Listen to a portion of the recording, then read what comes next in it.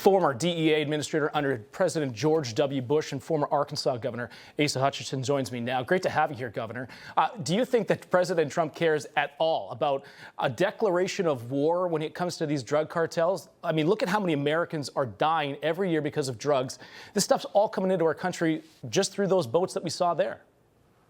Absolutely, and I applaud President Trump for drawing attention to the international criminal organizations bringing these deadly drugs into our country. The last time we had this kind of attention was in the Reagan-Bush eras, whenever we concentrated on the interdiction and the supply chain of these drugs. We've had the war on terrorism. We've been diverted from this. He's drawn attention to this.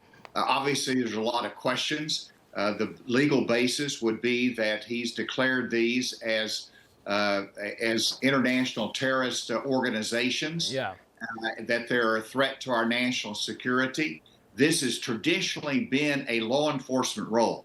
The fast boats are not new. When I was head of the DEA, we had fast boats. We worked with the military, but it was always a law enforcement response and a criminal prosecution that would result.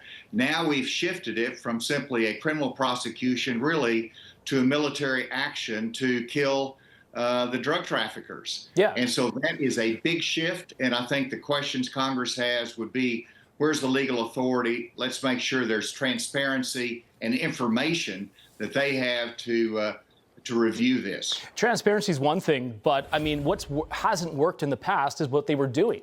So now President Trump is doing something different, and it's working. He's now sending this aircraft carrier to the Caribbean as well. This is unprecedented. Do you think that that message, though, is going to be received to the cartels? It will be. This is effective. Anytime you see fast boats being blown up, people being killed, it's going to be harder for them to direct it in that same way. And so it has an impact. Now, they're resourceful and they shift. And the fact is, 2/3 of our drugs come across the land border with Mexico into the United States of America. Drug trafficking organizations include the organizations in Mexico. They include organizations in Central America, even organizations that extend in the United States of America. So, we have to wait and see what President Trump, what's his end game here? Is he simply targeting Venezuela and President Maduro that he wants to get rid of? Or is it going to be a broad-based effort for the other drug trafficking organizations that impact us from countries like Mexico and Central America? I'm glad you brought up Maduro, because here's what his message was to President Trump. Watch this. Not war, not war, not war. Just peace, just peace, just peace, forever, forever, forever. Peace forever. No crazy war. I guess he's reading that off his phone in English. But what do you make of that? I mean, he wants peace, but does he really? Well, I mean, that was nonsensical, actually, what he said. But the fact is, Maduro is an illegitimate president. He is someone that the United States has not recognized, the international community does not recognize as legitimate.